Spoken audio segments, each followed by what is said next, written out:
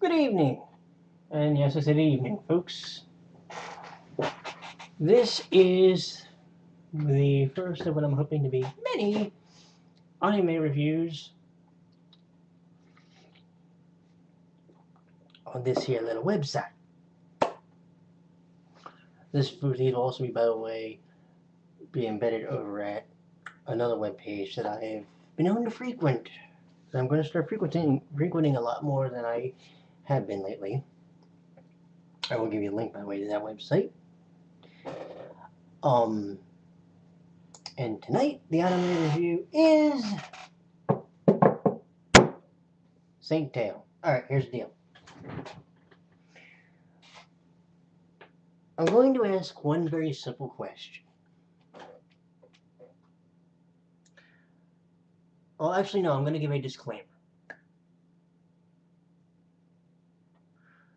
If you're sensitive about religion, and especially about God, stop this video now. The minute you keep on, you've already signed your warrant with this. Fair enough? Let's continue. Alright. Now, raise your hand. Well, I won't be able to see it, but just for fun. Raise your hand if you've ever gone to Catholic school.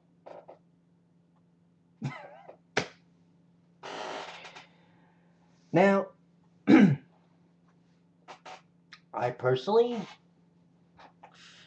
don't remember our dress code, but I don't think it ever involved suspenders.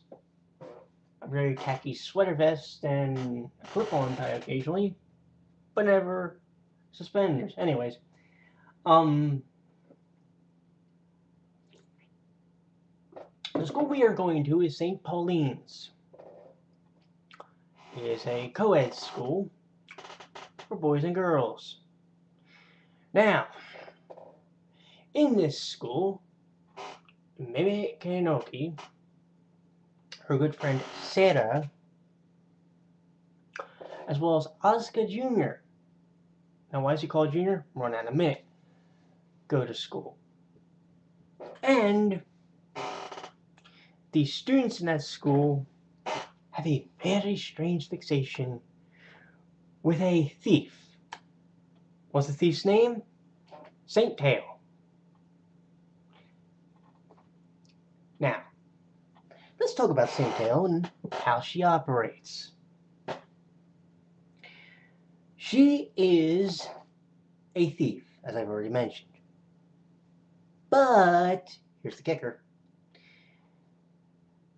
She doesn't steal from the good people. Did you hear what I just said? She doesn't steal from the good people. She steals from the bad people.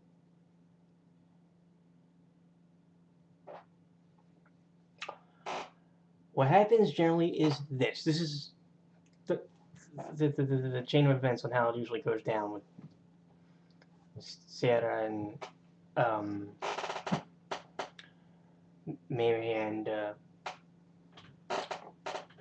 how Saint Tail comes into play. This is what goes down.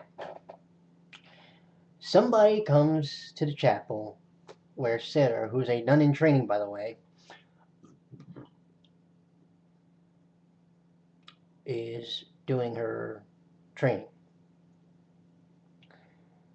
They tell her of an item that has been wrongfully taken from them, or it could be a person. That happened twice. And what ended up happening is, excuse me, what would end up happening is the person will tell them what's missing. The person would tell Seira what's missing. Seira then would tell Meimi later, after school, and then she would send off, quite literally, a warning shot to Asuka Jr. Now, after episode 1, Asuka Jr. was given a very important title. He was the head of the investigations on the Saint Tail thefts.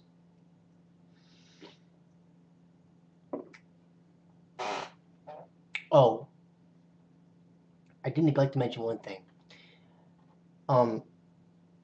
Saint Tail, before she's going to do her crime, always prays. Always. And she actually has a transformation phrase because it's not like she just dresses up in the garb. Nope. Yeah, this is interesting. She has a transformation phrase. Forgive me, God, for I use no gimmick or trick. It's a slight contradiction, considering the fact that her mother was a thief and her father was a magician. There's a ball buster for you. But anyways, so what ends up happening here is she has to, essentially, because she's a thief, technically, commit a series of crimes. The problem is she's not really committing the crime. The crime's already been committed. She's just undoing it. I'll give you an example. Right? There was an episode where somebody had stolen a pair of track shoes. Yes, you heard me right. Track shoes. Well, when the person stole them, the person who was associated with that person went and confessed it to Seira, who then told Meimi, and then she pulled the heist off. But it's very interesting that when we have this dynamic between those guys, and I know, by the way, there was a character introduced early in this show called Rina. Her deal, well, she was the niece of the mayor, and she was granted privilege for like 1 or 2 episodes before that guy, and actually it was about 6. When she lost a bet, then she had to give up chasing our dear friend.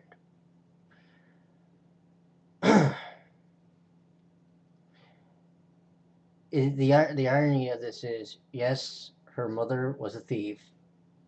Her father's a magician. And you almost know ahead of time what trick she's going to use in the caper. Why? Because she'll sometimes ask her father what trick he's working on. Well, said he's working on. When he shows it, usually, well, that means she's going to use it in that episode. And it can be anything. From a voice change, let me think. From voice changing to, making rainbow butterflies, to making doppelgangers, to making balloon illusions of herself. Yeah, she pulled that off a couple times. Whatever the case may be, she pulled it off. And she always got what she came for. She never didn't get. This includes the final episode, but you'd have to go and watch it yourself to find out what happened.